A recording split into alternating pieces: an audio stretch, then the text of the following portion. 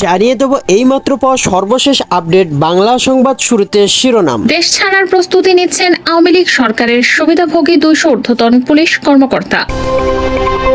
নির্বাচন দিতে চূড়ান্ত সময় বেঁধে দেবে না বিএনপির স্থায়ী কমিটির বৈঠকের সিদ্ধান্ত। এবার থাকছে 71 টিভির শাকিল আহমেদ ও ফারজানা রূপা আটক। 16 বছর ধরে ক্ষমতার বাইরে থাকা দল বিএনপি খুব সময় উপযোগী একটা সিদ্ধান্ত নিয়েছে। এবং সবশেষে দেখবেন এবার হার্ড লাইনে জাতিসংঘ, আন্তর্জাতিক আদালতে হবে হাসিনার গণহত্যার বিচার। থাকছে বিস্তারিত প্রতিবেদন। প্রিয় দর্শক, এত সময় শুনছিলেন সংবাদ শিরোনাম, এবার শুনবেন বিস্তারিত। তার আগে একটাই রিকোয়েস্ট, যারা এই ধরনের নিউজ ল্যাব দেখতে পছন্দ করেন দ্রুত চ্যানেলটি সাবস্ক্রাইব করে বেল আইকনটি অল করে রাখবেন, তাহলে দেশের সকল খবর সবার আগে পেয়ে যাবেন। দর্শক, কথা না বাড়িয়ে লাইক দিয়ে ধারাবাহিকভাবে আজকে নিউজগুলো দেখতে থাকি। দেশ ছাড়ার প্রস্তুতি নিচ্ছেন আওয়ামী লীগের সুবিধাভোগী 200 ঊর্ধ্বতন পুলিশ কর্মকর্তা। এরই মধ্যে মার্কিন যুক্তরাষ্ট্র, কানাডা, যুক্তরাজ্য, ফ্রান্স, জার্মানি সহ ইউরোপের বিভিন্ন দেশে ভিসার আবেদন করেছেন তাদের অনেকেই। গোয়েন্দা সংস্থা ও বিভিন্ন সংস্থা থেকে জানা গেছে, এই তালিকায় ঢাকা মেট্রোপলিটন পুলিশ, ডিএমপি সদ্য বিদায়ী কমিশনার ও অতিরিক্ত আইজিপি, ডিআইজি ও অতিরিক্ত ডিআইজি সহ এমপি মর্যাদার বেশ কয়েকজন কর্মকর্তা রয়েছে। তবে সংখ্যার দিক থেকে 20 থেকে 25 ব্যাচের কর্মকর্তাদের আবেদনের পরিমাণ বেশি, আর বেশিরভাগ কর্মকর্তার পছন্দের শীর্ষে রয়েছে আমেরিকা ও কানাডা। সংশ্লিষ্ট একাধিক তথ্য মতে, ডিএমপির সাবেক কমিশনার শফিকুল ইসলাম 12তম ব্যাচে, অতিরিক্ত আইজিপি রুহুল আমিন, অতিরিক্ত আইজিপি কামরুল আহসান, অতিরিক্ত আইজিপি আতিকুল ইসলাম, 15 ব্যাচের কর্মকর্তা মনিরুল ইসলাম, শাহাবুদ্দিন খান, মাহবুবুর রহমান খন্দকার, লুৎফর কবির আল মাহমুদ, কৃষ্ণপদ রায়, 17 ব্যাচের কর্মকর্তা হাবিবুর রহমান, 18 ব্যাচের কর্মকর্তা আসাদুজ্জামান, মাহবুবুল আলম আমেরিকার ভিসার আবেদন করেছেন। 17 ব্যাচের মিজানুর রহমান, হাফিজ আক্তার, আনোয়ার হোসেন এবং মঈনুদ্দিন কানাডার ভিসার আবেদন করে রেখেছেন। 17 ব্যাচের আব্দুল বাতেন ফ্রান্সের ভিসা আবেদন করে রেখেছেন। 18 ব্যাচের ইমাম হোসেন এবং মোজাম্মেল হক জার্মানির ভিসার আবেদন করে রেখেছেন।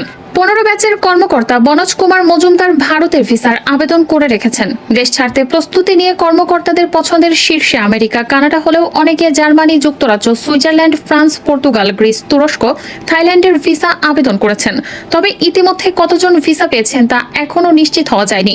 গোয়েন্দা সূত্রে জানায়, গত 15 বছর ধরে ক্ষমতাসীন আওয়ামী লীগের আমলে পদবি, অর্থবিত্ত অর্জন এবং ক্ষমতার অপব্যবহারকারীর পুলিশ কর্মকর্তাদের মধ্যে এক ধরনের আতঙ্ক বিরাজ করছে।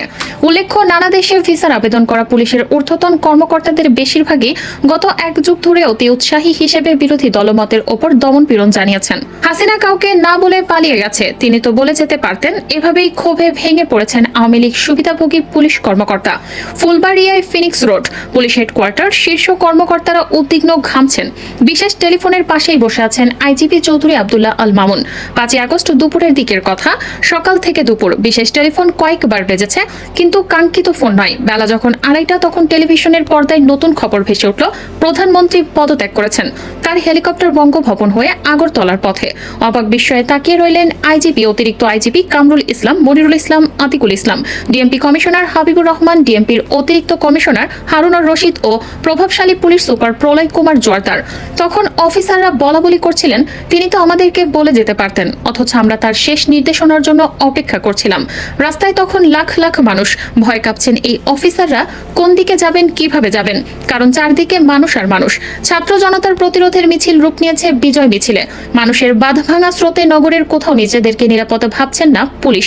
ইতিমধ্যে অনেক ঘটনাই ঘটে গেছে, তাই আইজিপি সিদ্ধান্ত নিলেন হেলিকপ্টার এনে সদর দপ্তর ত্যাগ করবেন।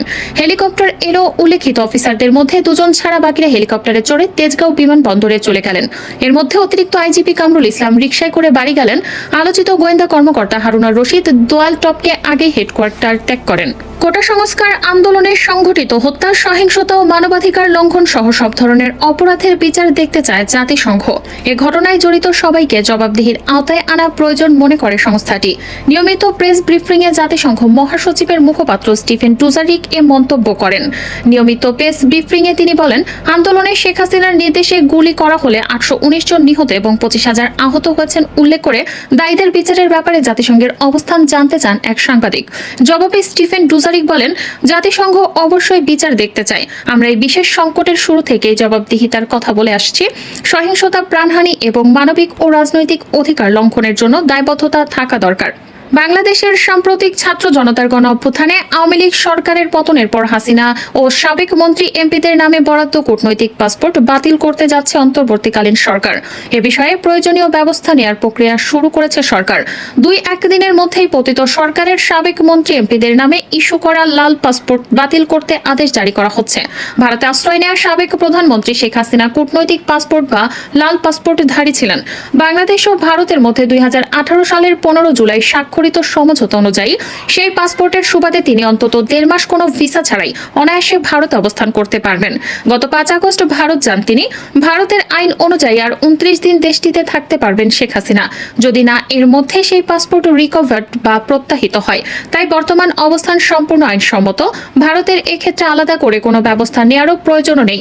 অন্যদিকে শেখ হাসিনার বোন শেখ রেহানা যুক্তরাজ্যের পাসপোর্টধারী, ফলে তিনি ভারতে অন অ্যারাইভাল ভিসা সুবিধা পাবেন। এই সুবিধায় তিনি যতদিন খুশি ভারতে থাকতে পারবেন।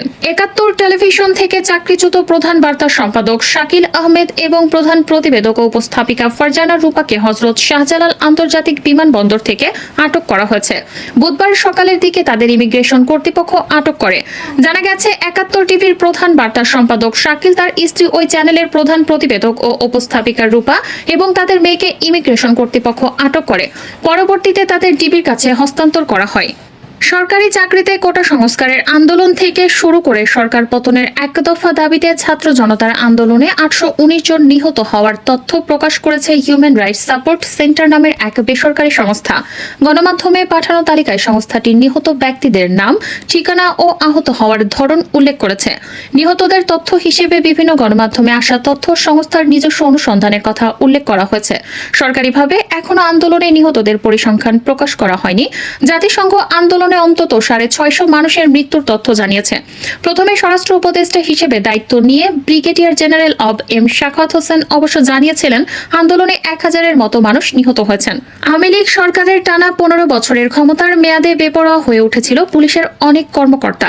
তারা বিরোধী দলগুলোর ওপর নানা দমনপীড়ন চালিয়ে সরকারের আস্থা অর্জন করেন, আর এই আস্থাকে পুঁজি করে অবৈধ উপায়ে দেশে বিদেশে গড়েছেন সম্পদের পাহাড়।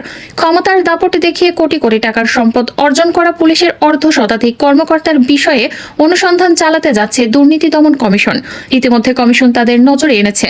রাজনীতির মাঠে বিরোধী দলের নেতাকর্মীদের দমন, দলীয় ক্যাডারের ভূমিকায় অবতীর্ণ হওয়া পুলিশ কর্মকর্তারা ঘুষ বাণিজ্য থেকে শুরু করে পুলিশের নিয়োগ, পদায়ন, চাঁদাবাজি, টেন্ডারবাজি, মামলায় হস্তক্ষেপ, গ্রেপ্তার বাণিজ্য করে বিপুল অর্থ উপার্জন করেন। 16 বছর ধরে ক্ষমতার বাইরে থাকা দল বিএনপি খুব সময় উপযোগী একটা সিদ্ধান্ত নিয়েছে এবং একই সাথে আওয়ামী লীগের যে পাতা ফাঁদ, সেই ফাঁদে পা না দেওয়ার সিদ্ধান্ত নিয়েছে বলেই আমি মনে করি। আমি যখন আলোচনা করছি তখনকার সংবাদ হলো বিএনপির স্থায়ী কমিটির বৈঠকে, যে বৈঠকের সভাপতিত্ব করেছিলেন লন্ডন থেকে তারেক রহমান, তারা সিদ্ধান্ত নিয়েছে যে তত্ত্বাবধায়ক সরকার কিংবা অন্তর্বর্তীকালীন সরকারকে নির্বাচনের জন্য কোনো সময় বেঁধে দিবে না। এটার পক্ষে বিপক্ষে যুক্তি থাকতে পারে। বিএনপি যারা দীর্ঘদিন ক্ষমতা বঞ্চিত নেতাকর্মী আছে রাজপথে, তারা খেপে যেতে পারেন, কিন্তু এই সিদ্ধান্তটি বিএনপি নিয়েছে খুবই যৌক্তিক সিদ্ধান্ত। কেন, সেটি নিয়েই আজকের আলোচনা। এবং এটি যে আওয়ামী লীগের একটি পাতা ফাঁদে তারা দ্রুত নির্বাচনের যে দাবি তুলেছিল সরকার গ্রহণ করার আগে, এই শেখ হাসিনার পতনের পরপরই পল্টনের সমাবেশ থেকে, সেখান থেকে যে তারা ফিরে এসেছে সেটি একটি শুভবুদ্ধির উদয়। এই কারণে উদয় যে আওয়ামী লীগের, আপনারা যদি বক্তব্য শুনেন, সজীব-ওয়াজেদ জয় একাধিকবার বলেছেন, এমনকি ভারতকে তিনি বলেছেন যে আমরা ভারতের কাছে অনুরোধ করব যেন বাংলাদেশের সরকার 3 মাসের মধ্যে একটি নির্বাচনের ব্যবস্থা করে। তো 3 মাসের মধ্যে নির্বাচনের ব্যবস্থা করলে আওয়ামী লীগের কি লাভ? এই আওয়ামী লীগকে 3 মাসের মধ্যে নির্বাচন করে ক্ষমতা আসতে পারবে এই নির্বাচনের মধ্যে দিয়ে? নাকি তারা চায় বিএনপি দ্রুততম সময়ে ক্ষমতায় আসুক? এখন আওয়ামী লীগ কেন চাচ্ছে বিএনপি দ্রুততম সময়ে ক্ষমতায় আসুক সেটি বোঝার জন্যই আজকের আলোচনা। You cannot have democracy in Bangladesh without Awami League. And frankly, the BNP and Awami League are the 2 largest political parties in Bangladesh. How can you possibly have democracy without BNP and Awami League? Sooner or later, BNP or Awami League will be in power. 3 মাসের মধ্যে যদি নির্বাচন হয় এবং সেই নির্বাচনে যদি আওয়ামী লীগ সরকার গঠন না করতে পারে, তাহলে সরকার গঠন করবে কি? বিএনপি। তো বিএনপি যদি একটি রাজনৈতিক সরকার গঠন করে 3 মাসের মধ্যে, তখনও পর্যন্ত এই যে আওয়ামী লীগের সাজানো প্রশাসন আছে। কিভাবে আছে? পুলিশের একেবারে 3 থেকে 4 স্তর জুড়ে ছাত্রলীগ যুবলীগের কর্মীরা বসে আছে। অ্যাডমিনিস্ট্রেশন সচিবালয়ে 3 থেকে 4 স্তর জুড়ে ছাত্রলীগ যুবলীগের কর্মীরা বসে আছে।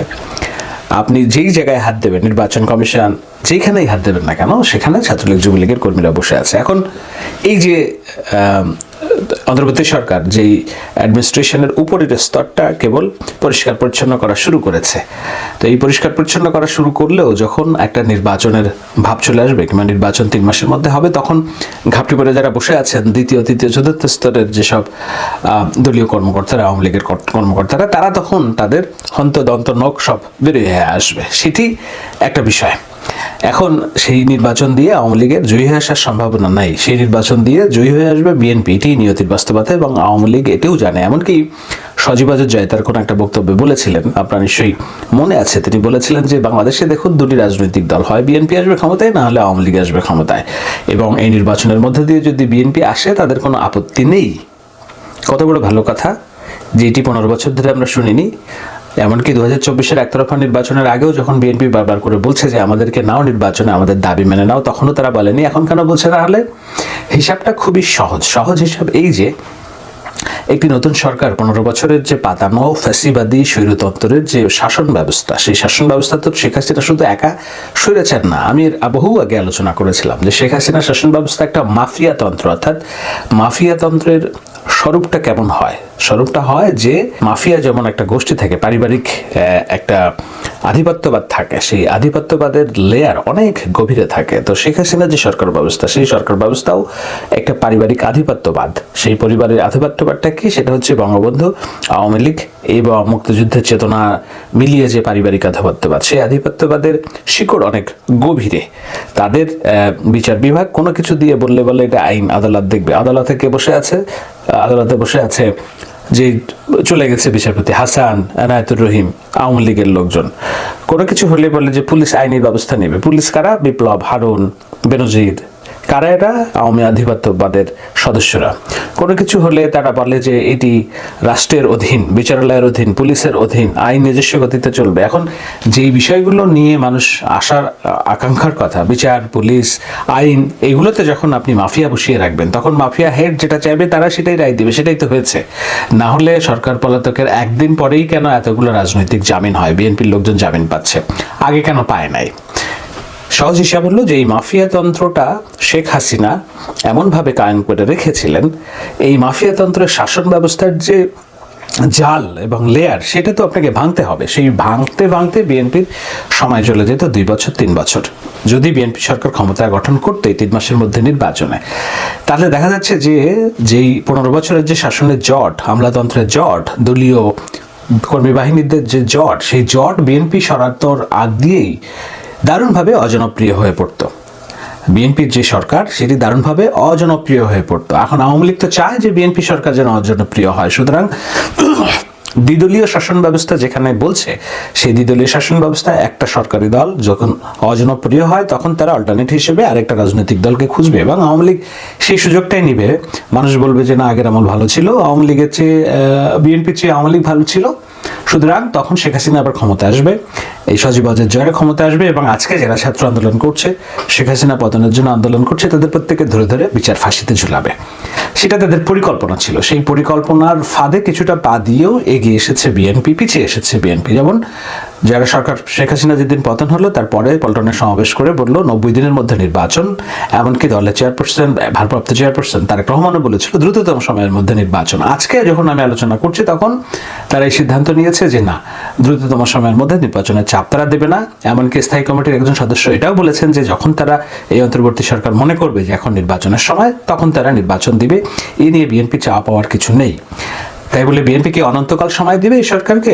সম্ভবত না। তারা 1 বছর পর থেকেই মূলত নির্বাচনের দাবি তুলতে থাকবে। হয়তো এমন হতে পারে যে 2 বছরের পরে তারা চূড়ান্ত আন্দোলনে যাবে, এবং তখন হয়তো আওয়ামী লীগ এই বিএনপির সাথে আসলেও আসতে পারে, জামাতও যোগ দিতে পারে, সেটা ভিন্ন বিষয়। কিন্তু এই মুহূর্তে এই সরকারকে চাপ দিয়ে 3 মাসের মধ্যে নির্বাচন আদায় করার পরিকল্পনাটা একটা ইম্যাচিউর সিদ্ধান্ত ছিল, সেটা বিএনপি বুঝতে পেরেছে। সিদ্ধান্ত যে আওয়ামী লীগে চাচ্ছিল, সেটি বুঝতে নিশ্চয়ই এতদিনে বোঝার অবকাশ রাখে না।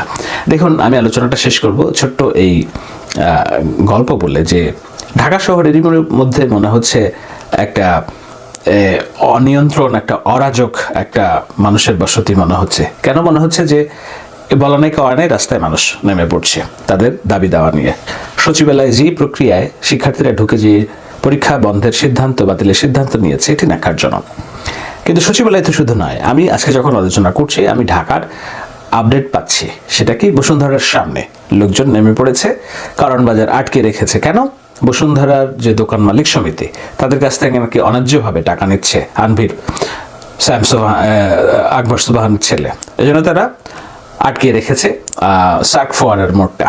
বুঝেন, এইটা হচ্ছে ঢাকা শহরের একেবারে নার্ভ, হৃৎপিণ্ড। এই জায়গায় আপনি যদি আটকান তাহলে সমস্ত রাস্তা আটকে যাবে। মিরপুর 10 আটকে রেখেছে একটা গোষ্ঠী, ঢাকার থেকে বগুড়ার রাস্তা আটকে রেখেছে একটা গোষ্ঠী, বন্যার কারণে ঢাকা চিটাগাং মহাসড়কে 8-10 কিলোমিটার জ্যাম। এই যে কাজগুলি, সেই কাজগুলি এই সরকারের আমলে হচ্ছে, এই কারণে হচ্ছে যে মানুষ গত 16টা বছর ধরে একেবারে অবরুদ্ধ জীবনযাপন করছে। তাদের কারোর কোনো দাবি দেওয়া ছিল না, তাদের কোনো দাবি দেওয়া জানানোর কোনো উপায় ছিল না, রাস্তাঘাটে দাঁড়াতেই পারতো না। সুতরাং একটা স্বৈরতান্ত্রিক শাসন থেকে মানুষ কেবলমাত্র নিঃশ্বাস নেওয়া শুরু করেছে। আর যেই না নিঃশ্বাস নেওয়া শুরু করেছে, তখন আমরা দেখছি একেবারে চতুর্দিকের মানুষ রাস্তাঘাটে এসে দাবি দেওয়া জানানোর একটা সংস্কৃতি তারা দেখা যাচ্ছে। এটি খুব গর্হিত কাজ, এটি মেনে নেওয়া খুবই অন্যায়, মুশকিল। এই কারণে যে যান চলাচলের জন্য সড়ক যদি উন্মুক্ত না থাকে, অর্থনীতি স্থবির হবে, খেটে খাওয়া মানুষদের কষ্ট বাড়বে। যারা দিন আনে দিন খায় তাদের জন্য এটা একটা দুর্বিষহ জীবন, যাদের পয়সা আছে তাদের জন্য তো ভিন্ন কথা। কিন্তু এই যে রাস্তা বন্ধ করে দাবি দেওয়া আদায় করা, এটি তো কোনো আইনি পদক্ষেপ না, আইনি পন্থা না, এটি বেআইনি।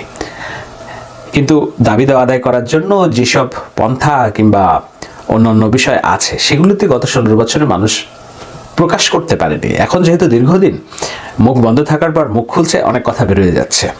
দীর্ঘদিন একটা নিষ্পেষিত শাসন ব্যবস্থার পর এখন যখন মানুষ রাস্তায় নামতে শুরু করছে, সবাই রাস্তায় নামতে শুরু করছে। আমার মনে হয় আরও কিছুদিন সময় লাগবে এই পরিস্থিতির উন্নতি হতে। আর সরকারও তাদের নানান মেকানিজম দিয়ে আর একটু কঠোর হওয়ার চেষ্টা করবে। হয়তো যদি না করে, তাহলে এই যে সরকার, সেই সরকারের যার প্রতি অনেক আশা ভরসা আছে মানুষের, সেগুলো আস্তে আস্তে নিভে যেতে শুরু করবে।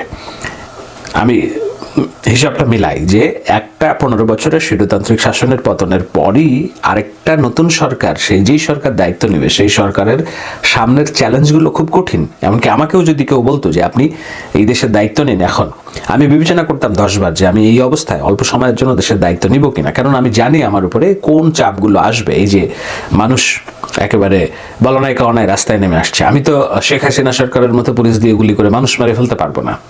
ডক্টর ইউনূস তো শেখ হাসিনার মতো গুলি করে মানুষ মেরে ফেলতে পারবে না, সে নিয়মকানুনের বাইরে যাওয়ার লোক নয়। তো এই ধরনের একজন ব্যক্তির জন্য এবং যারা এই তত্ত্বাবধায়ক এই অন্তর্বর্তী সরকারের উপদেষ্টা হিসেবে কাজ করছেন, সবার জন্য এই বিষয়টা চ্যালেঞ্জের, সময়টা চ্যালেঞ্জের, যে তারা এরকম একটা 15 বছরের স্বৈরতান্ত্রিক সরকারের পরপরই অব্যাহত পরেই মানুষের যে দাবি দেওয়া জানানোর জন্য যে তারা একটা বিশৃঙ্খলা করবে, সেটি স্বাভাবিক। সেই স্বাভাবিক জায়গা যখন বিশৃঙ্খলা তৈরি হবে, দাবি দেওয়া আসবে, তখন অর্থনীতি গতি পাবে না, অর্থনীতি স্লো থাকবে, মানুষের ভোগান্তি তৈরি হবে, মানুষের একরকম জীবন ব্যবস্থা থেকে আরেক রকম জীবন ব্যবস্থায় প্রত্যাবর্তনের জন্য যেসব অসুবিধা হবে এবং অসঙ্গতি তৈরি হবে, তাতে দ্রুত একটি যারা দায়িত্বে আছে তারা অজনপ্রিয় হয়ে যেতে বাধ্য। সেই অজনপ্রিয় হওয়ার যে কাজটি, তার মধ্যে আরও অনেক বিষয় আছে, যেমন রাষ্ট্র সংস্কার, সংবিধান সংস্কার, আইন ব্যবস্থা সংস্কার, পুলিশ সংস্কার, বিচার ব্যবস্থা সংস্কার, আমলাতান্ত্রিক জটিলতা নিরসন। এগুলো খুব কঠিন কাজ, কঠিন দায়িত্ব। এগুলো যখনই একটা নির্দলীয় সরকার করছে, মানুষ স্বাভাবিকভাবে নিচ্ছে, মানুষ এটাই চাচ্ছে। কিন্তু এটা যদি বিএনপি ক্ষমতায় এসে করতো, তখন আওয়ামী লীগ উল্টা ন্যারেটিভ তৈরি করতো যে তারা ক্ষমতায় এসে সব তাদের নিজেদের লোক ঢুকাচ্ছে আর আমাদের লোকজনকে বার করে দিচ্ছে। হিসাব সহজ কিনা? আওয়ামী লীগ সেটাই চেয়েছিল। সেই জন্যই তারা চেয়েছিল দ্রুততম সময় নির্বাচন হোক এবং নির্বাচনের মধ্য দিয়ে বিএনপি তাড়াতাড়ি ক্ষমতায় আসুক। 2-1 বছরের মধ্যে বিএনপি এত অজনপ্রিয় দল হয়ে যাবে যে তারা আবার নির্বাচনের জন্য মাঠ কাঁপাবে, মাঠে অস্থিরতা সৃষ্টি করবে, মানুষও ভাবতে শুরু করবে যে না, ঠিক আছে, 2 দলই যেহেতু আমাদের নিয়তি, তখন আওয়ামী লীগ মনে হচ্ছে ভালোই ছিল। সেই কাজটা হচ্ছে না। আর তার অর্থ হলো এই যে এই সরকার ক্ষমতায় থাকবে, রাষ্ট্রের প্রশাসনিক সংস্কারগুলো করবে, আইন সংস্কার করবে, নিয়ম সংস্কার করবে। সবচেয়ে বড় জিনিস যে সংস্কার, সেটা হলো মানুষের চিন্তা চেতনার সংস্কার। সেই সংস্কারটা হবে কিনা আমরা জানি না। সেই সংস্কার হওয়ার পর একটা নির্বাচন হবে, সেই নির্বাচনে মানুষ সুষ্ঠু স্বাভাবিকভাবে ভোট দিবে। সেই ভোটের মাধ্যমে যদি বিএনপি ক্ষমতায় আসে, প্রাথমিকভাবে যে ঝুঁকিটা তাদের ছিল অজনপ্রিয় হওয়ার, সেটা অনেকখানি তারা কাটিয়ে উঠতে পারবে বলেই আমার দৃঢ় বিশ্বাস। সুতরাং এটি একটি স্মার্ট মুভ, এটি একটি ভালো সিদ্ধান্ত। আওয়ামী লীগের এই পাতানো সিদ্ধান্ত যে বিএনপি পা দেয়নি, সেজন্য তারা সাধুবাদ পেতেই পারে। দারুণ একটা ঐক্যের জায়গাতে আছে বাংলাদেশে এই প্রথমবারের মতো। বাংলাদেশের আওয়ামী লীগ বাদে সবাই আসলে এক। তো ধরেন আমি এখান থেকে পল্টন যাব, এটার জন্য একরকম সময় দরকার, কিন্তু আমি যদি এখান থেকে চিটাগং যেতে চাই তাহলে নিশ্চয়ই আমার একই রকম সময় লাগবে না। অতএব কাজের উপরে নির্ধারিত হবে যে তাদের আসলে কত সময় দরকার। কিন্তু প্রধানত আমাদের যেটা গুরুত্বপূর্ণ দুইটা জিনিস মাথায় রাখা দরকার, সেটা হচ্ছে এইটা হচ্ছে এই অভ্যুত্থানের বৈধ সরকার, অভ্যুত্থানের মধ্য দিয়ে অভ্যুত্থানকারী কর্তৃপক্ষ আসলে এই সরকারকে গঠন করেছে। বাংলাদেশের জনগণের পূর্ণ সাপোর্ট আছে এই সরকারের পক্ষে, শুধুমাত্র ভোটের সাপোর্টই আসলে গণতান্ত্রিক সাপোর্ট না। অভ্যুত্থানের যে কর্তৃপক্ষ, তাদের সাপোর্ট যেহেতু এই সরকারের পক্ষে আছে, অতএব এই সরকার এখন পর্যন্ত একটা বৈধ সরকার। আপনি দেখেন যে বাংলাদেশে যে ভোটগুলো হয়েছে, সর্বোচ্চ 40% ভোট পেয়েছে একটা সরকার। আপনি আজকে বাংলাদেশের যে কারো কাছে যে কথা বলেন, আমি মনে করি বাংলাদেশের অন্তত 90% মানুষ এই সরকারের পক্ষে আছে। অতএব এইটা একটা বৈধ সরকার।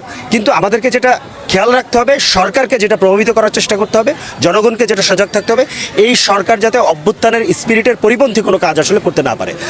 তারা যে আকাঙ্ক্ষার মধ্যে দিয়ে আসলে এখানে অভ্যুত্থানটা হয়েছে, যে আকাঙ্ক্ষার শপথ নিয়ে তারা প্রধান উপদেষ্টা ডক্টর ইউনূস সাহেবও বলেছেন যে আসলে এটা একটা অভ্যুত্থানের আকাঙ্ক্ষার সরকার। তাহলে অভ্যুত্থানের আকাঙ্ক্ষা কি? অভ্যুত্থানের আকাঙ্ক্ষা হচ্ছে যে স্বৈরতন্ত্র এবং ফ্যাসিবাদ এখানে আমাদের ঘাড়ের উপরে চেপে বসেছিল, সেই স্বৈরাচারকে আমরা সরিয়েছি, ফ্যাসিস্টকে আমরা সরিয়েছি। কিন্তু স্বৈরতান্ত্রিক যে ব্যবস্থা, ফ্যাসিস্ট যে ব্যবস্থা, সেটা বাংলাদেশে এখনো আছে।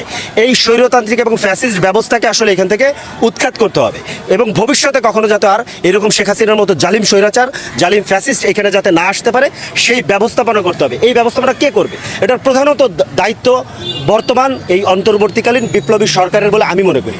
অতএব এই কাজ করার জন্য তাদের যে পরিমাণ সময় দরকার, সেই পরিমাণ সময় তাদেরকে দিতে হবে। এটার সাথে আমরা অবশ্যই সমর্থন করি।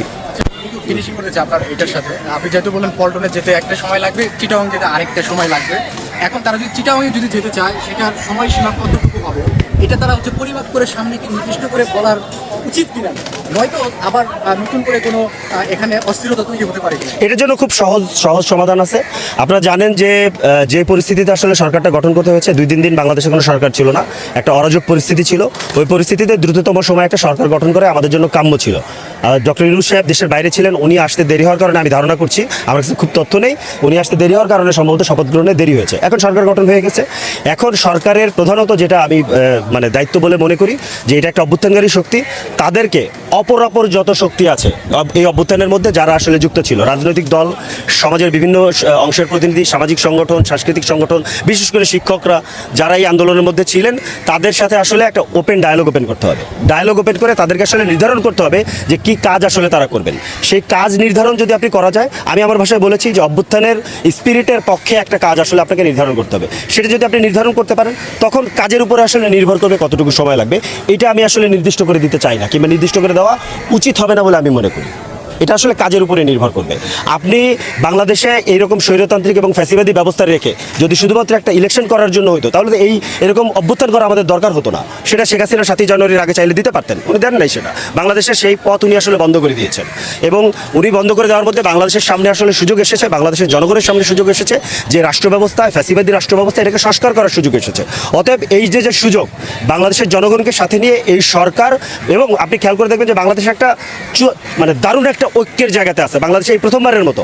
বাংলাদেশের আওয়ামী লীগ বাদে সবাই আসলে এক।